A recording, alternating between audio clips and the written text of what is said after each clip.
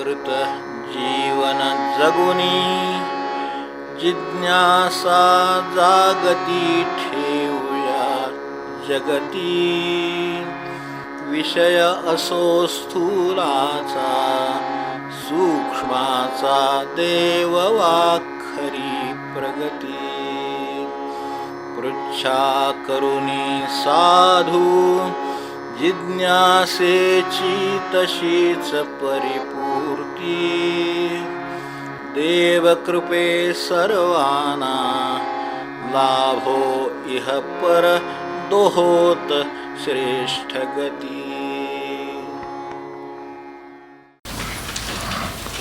सद्गुरुनाथ महाराज की. मूकं करोति वाचालं पंगुं लंघयते गिरिं यत्कृपातमहं वन्दे परमानन्दमाधवम्.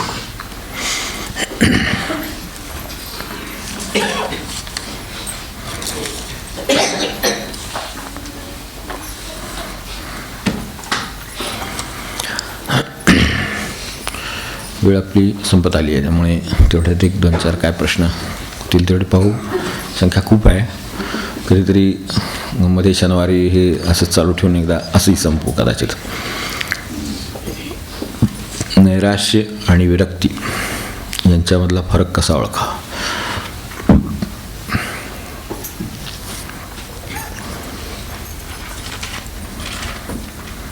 वरचे रंग काही वेळेला साधे असतात, म्हणजे सारखे असतात असे वाटतात. एक काळा रंग घेतला तर किती छटा असतात, ते खूप सारखं वाटतं.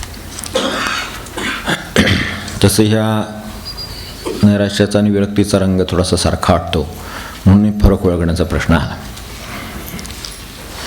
वास्तविक नैराश्य कशातून येतं तर अपयश आलं, मनासारखी गोष्ट घडली नाही, पुढं भविष्यात आपल्याला मार्ग दिसत नाही आहे. या ज्या काही गोष्टी घडल्या आहेत याला पुढे भविष्यात मार्ग दिसत नाही. माणसं किंवा व्यवस्था यांच्यावरचा विश्वास उडालेला आहे माणसाचा. निराशा केव्हा येते माणसाला असं आपण क्षणभर विचार करू शकतो. काही गोष्टी असतील आपल्या वेगवेगळ्या असू शकतील, निराशेला कारणं खूप असू शकतील. त्यातली काही महत्त्वाचे आपण काही गोष्टी गृहीत धरलेल्या असतात, त्या बरोबरही असतील, पण त्या फोल ठरतात.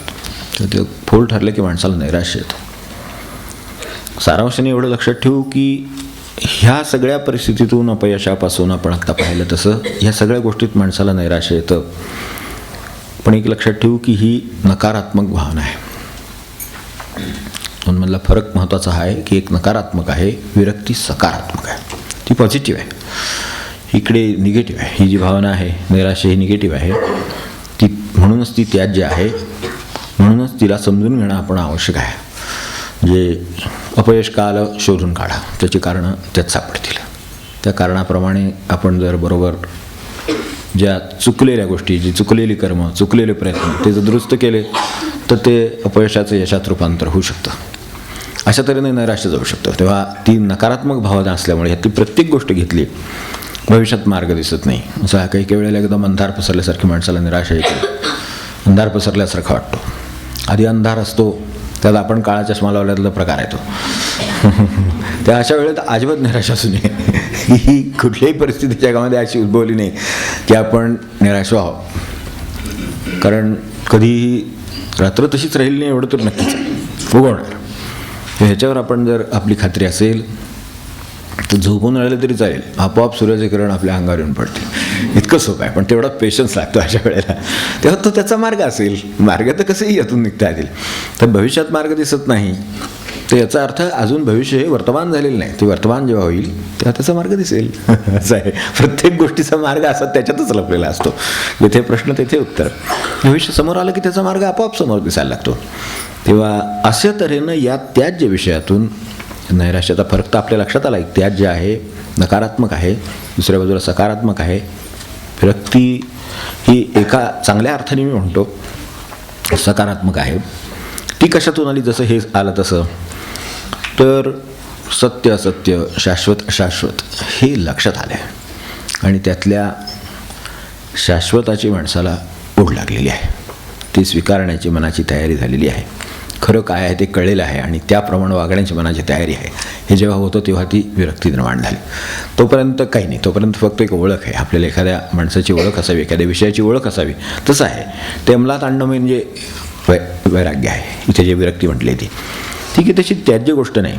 आपल्याला आपल्या दृष्टीनं खरं खोटं अंतापर्यंत कळत नाही. अनेक वेळेला असं होतं, माणसाचा अंत येतो तरीसुद्धा त्याला जगाचं शाश्वत अशाश्वत कळत नाही. असं अनेक ठिकाणी आपण पाहतो. त्यांना पाहण्याची दृष्टीने म्हणा, भेटलं नाही कोणी म्हणा, त्यांनी विचारच केला नाही कधी म्हणून म्हणा, कशाला किती महत्त्व द्यावं. एकदा ते अशाश्वत ठरलं की त्याचं महत्त्व लगेच कमी होऊन जातं. नोट खोटी आहे हे ठरल्यानंतर किती काळ सांभाळायचे प्रयत्न आपण करतो. तसं हे आहे, लवकरात लवकर त्यातून बाहेर पडेल तेवढं बरं असं वाटतं.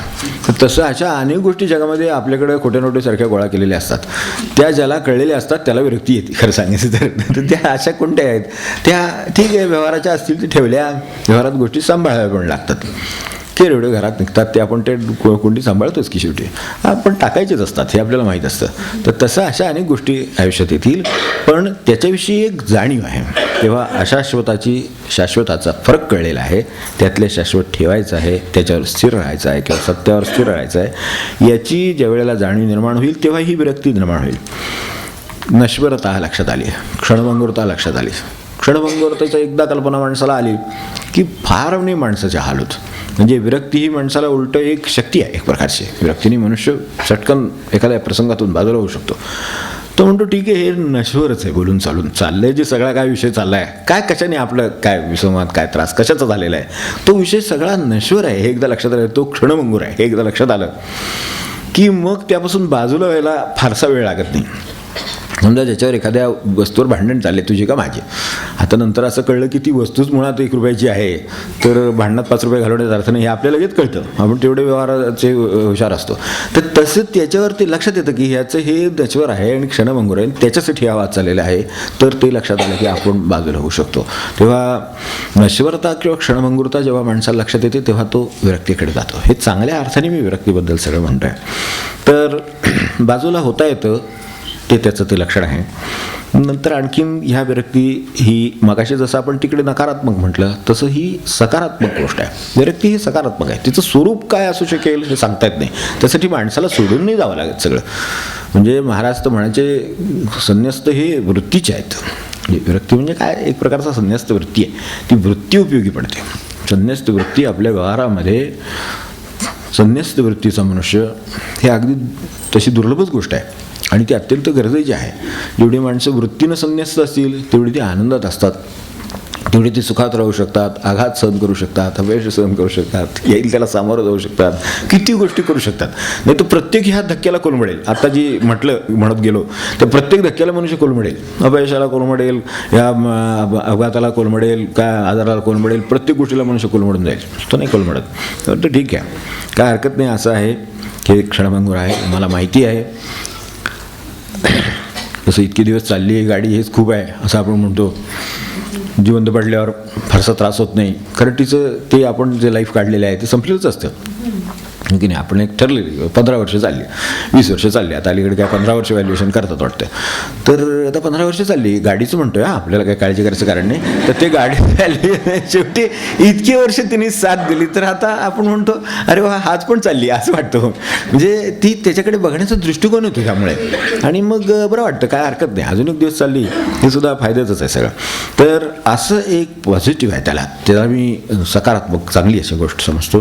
त्यामुळे तिचं प्रेझेंटेशन काय आहे त्यासाठी विरक्ती म्हणजे सोडून जाणं नव्हे. हे मी मुद्दाम सुरुवातीला म्हटलं ते तेवढ्यासाठी आहे, त्याच्यातच आहे. पण क्षणभंगूर आहे ते लक्षात ठेवलेलं आहे मी. त्यामुळे त्याच्याकडे मी तेवढंच मूल्य देऊन त्याला पाहतो. ही ज्याला कळलेलं आहे त्याला विरक्ती कळलेली आहे आणि ती चांगली गोष्ट आहे. किंवा आपल्याला एखादं काहींना काय होतं की काहींना असं वाटतं की आपल्याला नकोशी गोष्ट असली म्हणजे ते विरक्त होतं. ते तसली विरक्ती नाही त्याने, ते तसलं नाही, ते विरक्ती नाही, ते आवडत नाही म्हणून आपण पाठ फिरवलेली आहे. तसलं नाही आहे, हे माझी निवड उरली नाही म्हणून माझं तोंड आहे म्हटलं तर पाठ करायची पण तयारी आहे. हे जे तयारी आहे ही विरक्ती खरी आहे आणि याच्यामधला फरक आता आपल्याला स्पष्ट होऊ शकेल. जाऊया पुढे. पालक म्हणून जेव्हा सल्ला देण्याची वेळ येते तेव्हाच स्वतःची अपूर्णता जाणवते. अशा वेळी काय करावं, काय करावं खरी गोष्ट. हे म्हणण्यात जरी म्हणलेलं प्रामाणिकपणे असलं तर त्या प्रामाणिकपणाला मी दाद देतो. कारण शेवटी असं आहे हे कोणी म्हणत सुद्धा नाही. कळतं, काहींच्या लक्षात येतं, काहींच्या लक्षातच येत नाही. ते म्हणतात मला कळतंच. आता कळतंच तर काय करणार, आता पाया पडायचं, आपण पुढे जायचं. दुसरं कळतात ते त्यांना काही कळलेलं नाही, पुढे जायला लागणार आहे आपल्याला. त्यांचं दुःख त्यांना आहेच आहे, आपल्याला ते दुःख वाटेल म्हणून आपण पुढे जायला पाहिजे हे आपल्याला कळतं. आपल्याला म्हणजे जे कोणी असेल, तरुण असेल त्याला कळेल, मुलाला कळेल. तर अशा वेळेला अशी वेळ आली तेव्हा स्वतःची अपूर्णता कळते. आपल्याला सल्ला देण्याची वेळ येते त्यावेळेला तो विषय आपल्याला माहीत नाही, आपण जीवन नीट जगलो नाही आहे, अर्थ कळला नाही आहे असं लक्षात येतं. मग त्यावेळेला आपण त्याला काय देऊ शकणार, काय सांगू शकणार, कोणतं मार्गदर्शन करणार, असे ते प्रश्न आहेत. तर त्यामुळं अशा वेळी काय करावं खरोखर प्रश्न आहे. एक पहिली गोष्ट आधी ज्यार्थी हे विचारलं आहे त्यार्थी आपण सावध व्हावं, हे मी त्याचा पहिला सल्ला देत की पहिलं सावध व्हावं की खरोखर आपण कोणकोणत्या गोष्टींचा विचार केला नाही आजपर्यंत. संबंधांचा असेल, माणसाच्या ह्या आता सांगितलं तसं नश्वरतेचा असेल, प्रत्येक गोष्टीचे मूल्य ओळखण्याचा असेल, हे सगळे अभ्यास आपण केले नाही आहेत, ते वेळेत नाही केले. आणि आपण जर घोड्याच्या रेससारखे पळत राहिलो तर ह्याच्यासारखंच त्या आपलं झालं ते त्याचं होईल आणि कोणाचं त्याच्या पुढचं होईल. हे आपण पासॉन जे करू ते चुकीचं करू हे ओळखता येईल आपल्याला. ह्यासाठी सावधानता ही पहिली गोष्ट आहे, काही करायचं असेल तरी. तर आता याही वेळेला ते आपल्याला कळलं असेल तरी हरकत नाही, सावध व्हावं, आपण नम्र असावं, जे आपल्याला कळलं नाही त्याची कबुली द्यावी. मुलांच्यात काही वेळेला प्रश्न होतो, याचं उत्तर तुम्हाला माहिती आहे का, शाळेत होते, आपल्याकडे घरात होतं, कुठे होतं, याचं उत्तर माहिती आहे का, तर नंतर सांगतो, आत्ता मला वेळ नाही वगैरे, असलं काही करू नये की किती कशाला उगाच काहीतरी तुम्ही काहीतरी विचारत बसता वगैरे, मुलं अलीकडे फारच ही झाली, आगाऊ झाली वगैरे, असं काही म्हणू नये. म्हणावं की याचं उत्तर मला माहिती नाही. हे छान उत्तर आहे खरं, मला हे माहिती नाही आहे, तर मी शिकून घेईन, विचारून घेईन, चौकशी करेन, काय असेल ते, जे काय आपल्याला त्याच्याबद्दल चांगलं सांगणं शक्य ते सांगावं. ती नम्रता आहे. तो ह्यातून काय शिकेल, मला त्यावर बोट ठेवायचं आहे. आपल्या लक्षात आलं ना, संस्कार कसला झाला तर त्याला उत्तराचा संस्कार नाही मिळाला, पण उत्तराच्या माहीत नसताना काय करायचं असतं त्याचा संस्कार मिळाला, तो महत्त्वाचा आहे. उत्तर माहीत नसताना माहीत नाही असं म्हणायचं असतं आणि प्रामाणिक राहायचं असतं आणि उत्तर शोधायची तयारी दर्शवायची असते आणि लहानाला सुद्धा नम्र राहायचं असतं. हे त्याला मिळालेलं आहे. ते केवढं आहे, उत्तर तर काही किरकोळ असेल ते कुठेही विचारलं तर कोणी सांगेल एक वेळ, पण हे कोण शिकवेल. तेव्हा हा संस्कार यावेळेस सुद्धा देता येणं शक्य आहे की मी कबुली दिलेली की मला हे माहीत नाही आहे. तेव्हा अशा तऱ्हेची अपूर्णता जेव्हा जाणवते तेव्हा मी आजपर्यंत जे जगलो त्यातून मी पूर्ण होऊ शकलो नाही, तर माझ्या ठिकाणी अपूर्णता राहिली हे आपण सांगावं. सांगण्याने एक चांगल्या तऱ्हेचा संवाद निर्माण होतो. तर तो संवाद निर्माण करावा, हे कबुली द्यावी, ही नम्रता ठेवावी आणि त्यात आज शिकण्याचा भाव असावा. काय होतं, कबुली दिली किंवा असं दाखवलं म्हणजे एखाद्या वेळेला खंत वाटायला लागते त्याची आणि मग आजपर्यंत आपण काय जगलो वगैरे असं पण काहीतरी वाटण्याची शक्यता असते. तिकडं काही जाऊ नये, तो चुकीचा रस्ता आहे जायचा बरोबर रस्ता हा की पुढे मी काय शिकणार. ठीक आहे, आतापर्यंत नाही शिकता आलं, जागे तभी सवेरा. आपण जेव्हा जागे होतो तेव्हा उजाडलेलं असतं. उजाडतं ते बाचे 59 का 59 काय त्याचे जे काय असतं ना, त्याच्याशी फार कमी संबंध असतो, म्हणजे कमी लोकांचा असतो मुळात. सगळे उशिरा उठतात असं मला म्हणायचं नाही, पण उशिरा जागे होतात असं मला म्हणायचं आहे. बरेच लोक उशिरा जागे होतात, तर त्या अर्थाने जागे तभी सवेरा आहे. तर आपण केव्हा जागे झालो, त्यावेळेला सकाळ झाली असं समजावं आणि आपल्या कामाला लागावं. आता मी जागा झालो त्यावेळेला आता 10 वाजले, 11 वाजले, आता काय आजच्या दिवसात अर्थ आहे, 11 वाजलेत, अजून दिवस मावळायला सुद्धा 7 तास शिल्लक आहेत. 7 तासात इकडचं जग तिकडे करता येईल, काय त्याच्यामध्ये एवढं असं का समजतं. त्यामुळे जागे तभी सवेरा असं आपलं त्यावेळेला भूमिका असावी आणि पूर्वीच्या चुकांचा आपण आढावा घ्यावा अशा वेळेला की काय राहिलं, कुठे कुठे आपण लक्ष द्यायला पाहिजे होतं ते दिले नाही, त्यात जे शक्य असेल ते आजही देऊ. जिथे कुठे चुकलं असेल, ज्या संबंधामध्ये आपलं काहीतरी चुकलं आहे तिथे मी क्षमा मागेन, जिथे शक्य आहे तिथे मी ते दुरुस्त करायचा प्रयत्न करेन, त्यातून मला शिकता येईल. याचे जे ह्या मुलाचा जो प्रश्न आहे आजचा तो काय सोडवता येईल, अशा वेळेला काय करावं हे सगळं आपण करावंच. पण त्याला ज्याला कोणाला हे लक्षात आलेलं आहे, जीवनाचं स्वरूप ज्याच्या लक्षात आलेलं आहे, पूर्णत्वाची कल्पना ज्याला आलेली आहे, त्याच्याकडे त्याला घेऊन जावं की मला हे सांगता येत नाही, तुम्ही हे सांगा, बस इतका स्वभाव आहे. हे असं सुद्धा करता येईल. असं कोणतरी काय नात्यात असेल, हे असेल, मोठा असेल, आजोबा असतील, आपण त्यांचं ऐकलं नसेल, पण आता कळेल त्याचं महत्त्व की बुवा अरे यांना अधिक जीवन कळलेलं आहे, तर आपण यांच्याकडे घेऊन जाऊ. ते सांगतील ना पुढे, त्यात काही अडचण असेल तर ते सांगतील की अरे यात ही अडचण आहे, पुढे जाऊया आपण. प्रश्न त्याच्या पण जीवनाचे सुटतील आणि आपल्या पण जीवनाचे सुटतील. तर यासाठी एवढं केलं तरी चालेल. कृपया साक्षी भाव म्हणजे काय ते स्पष्ट करावं आणि तो विकसित कसा करावा ते सांगा. साक्षीभाव ही फार चांगली साधन आहे. काय तर कुठून सुरुवात करणार, कुठूनही सुरुवात करा. प्रथम आपण एक समजू की रोज सारखं काहीतरी घडतंय, तर रोज आपल्या आजूबाजूला कोणी आपल्याला स्वस्थ बसून देत नाही. म्हणजे ठरवलं आणि सुट्टीचा दिवस असला तरीसुद्धा तसं कोणी स्वस्त बसून देत नाही. सारखं काहीतरी घडत राहतं. म्हणजे हाका मारतं, काहीतरी कामच सांगतं आणि त्यात आणि वर परत म्हणतं आज तुम्हाला सुट्टीच आहे की वगैरे. तर ते घटना ह्यासारख्या घडत राहणार. ते जे काय आपल्या बाजूला घडत राहणार ते जे घडत राहिले आहे ते म्हणजे मी नव्हे. मग साक्षीभावाचं पहिलेच आहे. ते जे काय घडलेलं आहे ते काम मला करावं लागेल, पण त्यात मी असलंच पाहिजे असे माझ्यावर बंधन नाही आहे.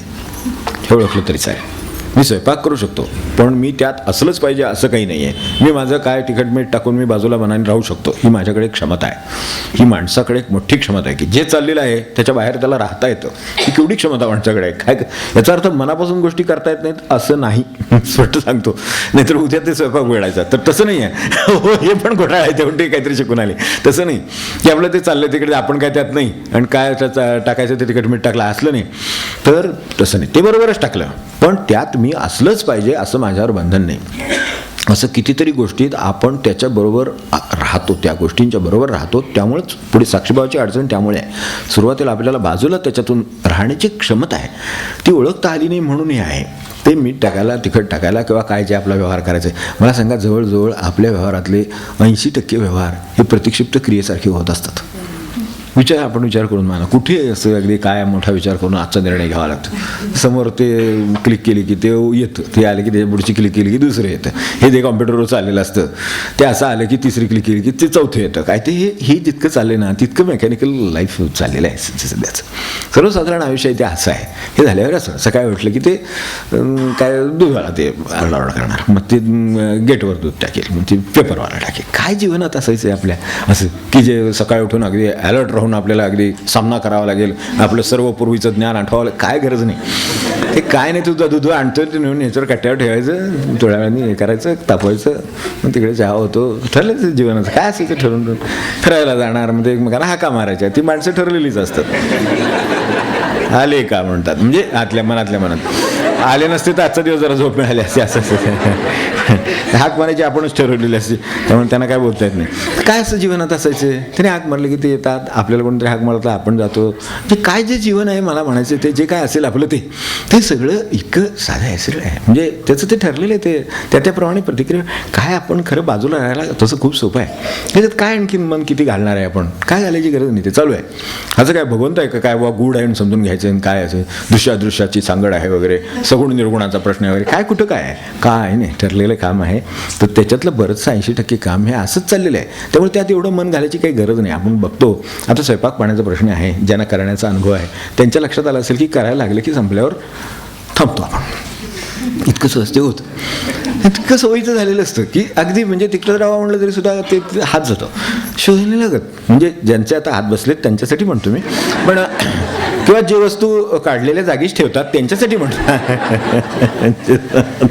काही त्यात नाविन्य आणतात रोज, ही गोष्ट मान्य मला, पण तरी सुद्धा आयुष्य विचार करा की खरोखर सहजपणे असं होतं की नाही. आता काही ना किरसोणी सुद्धा रोज शोधावी लागते, हा विषय वेगळा. पण जे सर्वसाधारण माणसं आहेत ती आपली किरसोणी काम झालं की जागेवर ठेवतात. मग उद्या आता सकाळी उठल्यावर केर काढायची वेळ झाली की मनुष्य आपोआप आपसूक तिकडे वळतो. मग तिथे ती किरसोणी असते, ती घेतून केर काढायला सुरुवात करतो. मग त्याची एक गती ठरलेली असते. आज आपण कुठून केर काढायला सुरुवात करतो, असं काय करायला ठरलेलं असतं, ती काढत जातो केर काढायला. काय खरं काय नाही आहे खरं म्हणजे बरं का. त्यामुळे साक्षीभावाची साधना तशी सोपीच आहे. यात आपलं मन घालायचं काय कारण आहे. आपण आपल्याकडे बघत बसावं की कसं आपण तिकडे गेलो, कसं आपण केर काढला, याच्यात कुठे आपलं लक्ष घालावं लागलं का. आपण बाजूला राहून हे सगळं करू शकतो. म्हणजे 80% साक्षीभाव माणसाला येण्यासारखा आहे, होय की नाही. अगदी ज्याला आपण समजा की भांडण आहे, समजा एखाद्याचं आपलं मतभेद होतो, मतभेद सुद्धा ठरलेल्या कारणावर ठरलेल्याच माणसांचे त्याच बाबतीत होतात. त्यात सुद्धा काय फारसं नाविन्य नसतं. काय मतभेदात नाविन्य असायचं, ते असं म्हणणार की आपल्याला ते पटणार नाही, जाऊया म्हणले की आपण जायचं नाही म्हणणार, हेच होणार, दुसरं काय असायचं. तेव्हा साधारण स्वरूप आपल्या जीवनाचं कसं आहे ना, लगेच लक्षात येतं आपलं हे असं स्वरूप आहे. मग ह्यात काही फार लक्ष घालायचं कारण नाही. आपण उलटं आता पाहू शकतो ह्याकडे सगळ्याकडे. हे इतकं जर 80% जर असं जीवन असेल तर ह्या 80% जीवनाकडे पाहणं मला सोपं आहे. मग पाहण्याचा अभ्यास पहिल्यांदा सुरू करा, ते आपल्याला शक्य आहे. आता बघा तुम्ही, हे पाहायला लागलं की नाही की आपल्या लक्षात येतं की अरे हे करणारे जे कोणी आहे ते जे काही काम करतंय, आता समजा केर काढतंय तर ते माझं शरीर केर काढतं, मला काही काढायची गरजच आहे असं नाही. ते आपलं आपण काढून मोकळं होतं. म्हणजे केर काढणारं शरीर पाहणारं मी कोणीतरी आहेच की नाही. असं नाही का. आता ज्या वेळेला त्यात काही अडचण निर्माण होईल, सोडवायचा प्रश्न असा काही निर्माण होईल, तेव्हा मला लक्ष घालावं लागेल. तो जो कोणी आहे ना बाजूला बसलेला त्याला लक्ष घालावं लागेल. मग इतकं साक्षीभावाची सोपी सुरुवात आहे की जे चाललेलं आहे त्याच्याकडे पाहायला सुरुवात करावी. 80% काम सहज पाहता येण्यासारखं आहे. त्यामुळं आता दुसरं थोडंसं आणि हायर लेवलचं घेतो की प्रसंग येतात. हे होतं, हे आता मी नेहमीचं सांगितलं, पण प्रसंग येतात ना, काहीतरी घडतं एकदम.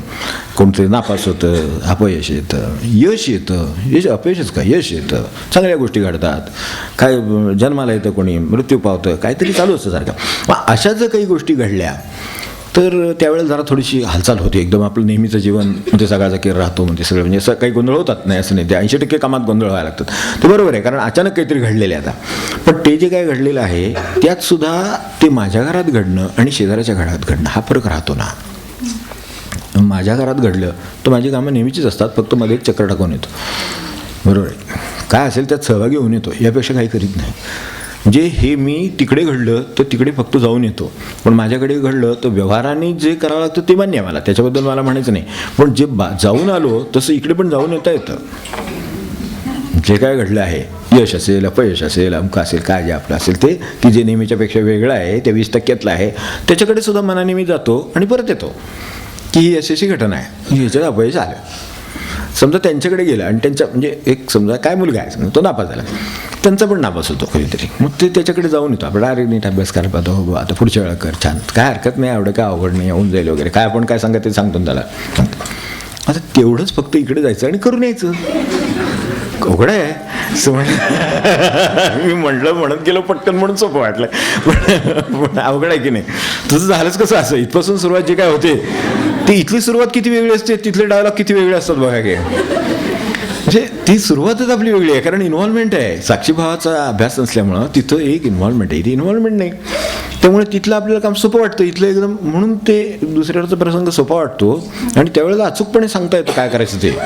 असं जे सगळं आहे ना ते फक्त माझ्यावरचं प्रसंग आणि दुसऱ्यावरचं, ह्याच्यामुळे झालेला घोटाळा आहे. म्हणजे आपल्याला सगळं ज्ञान आहे, फक्त त्यात कसं राहायचं ते आपल्याला कळलेलं आहे. इथं तसं कळावं, तर यासाठी आपल्याला हे करता येईल की ज्यावेळेला नेहमीचं जीवन सोडून प्रसंग येतात त्यावेळेला इतरांच्यावर ते आले असते, ते असता जे मी केलं असतं ते माझ्या घराच्या बाबतीत मी केलं की साक्षीभावाचा अभ्यासाची आणखीन एक टप्पा मी ओलांडला असं समजायला हरकत नाही.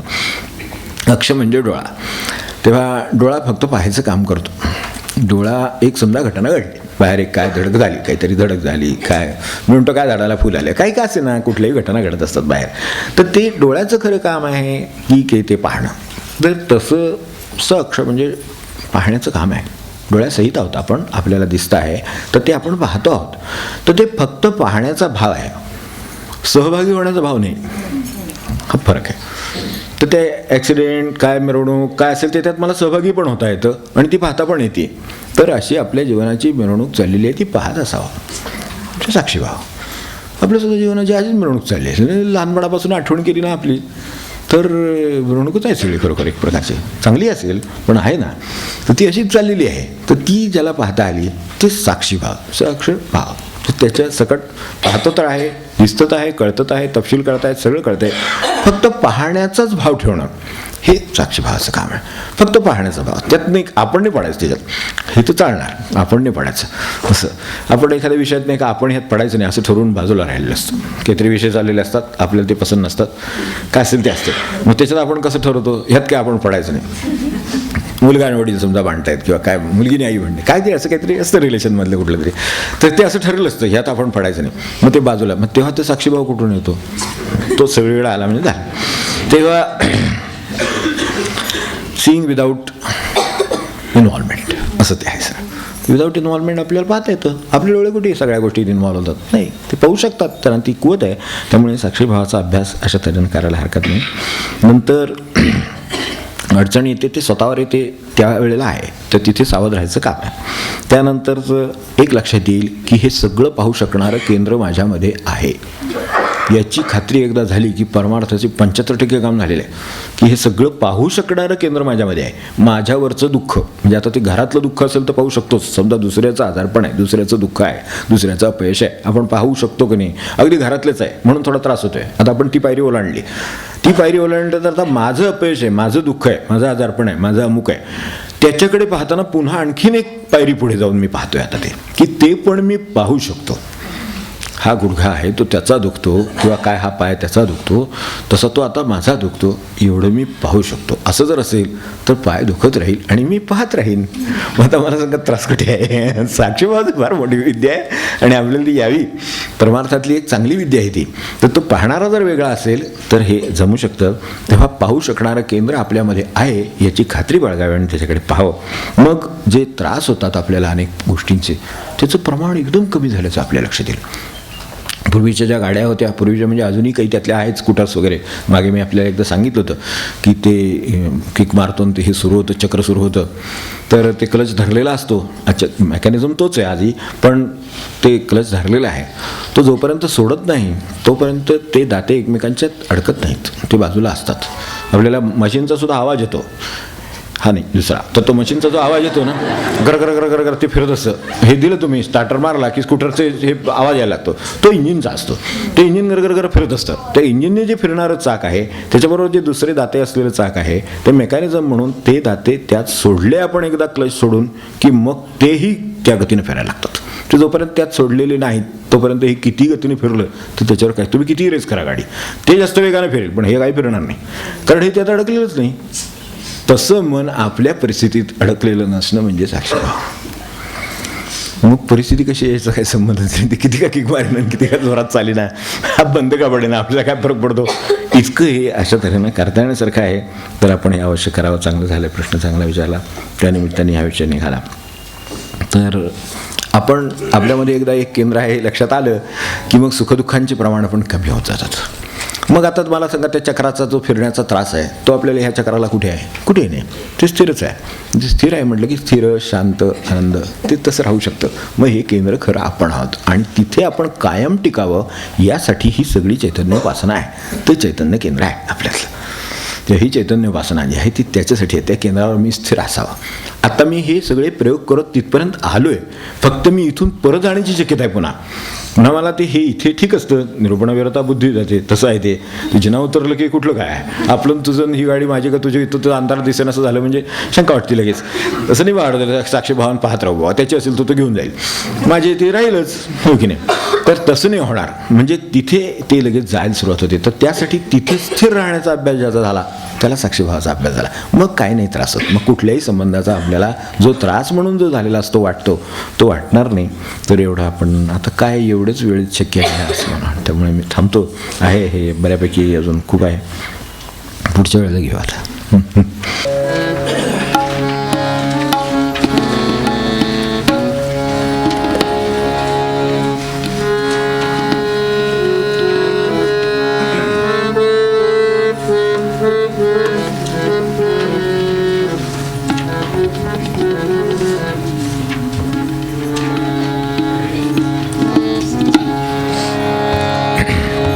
देववसे चित्ती त्याची घडावी संगती, देववसे चित्ती त्याची घडावी संगती, देववसे चित्ती त्याची घडावी संगती. ऐसे आवडते मना देवा पूर्वावी वासना, ऐसे आवडते मना देवा पूर्वावी वासना, देव बसे चित्ती त्याची घडावी संगती, देव बसे चित्ती त्याची घडावी संगती. संत जनास वे भेटी न हो अंग संगे तुटी, संत जनास वे भेटी न हो अंग संगे तुटी, देव बसे चित्ती त्याची घडावी संगती, देव बसे चित्ती त्याची घडावी संगती.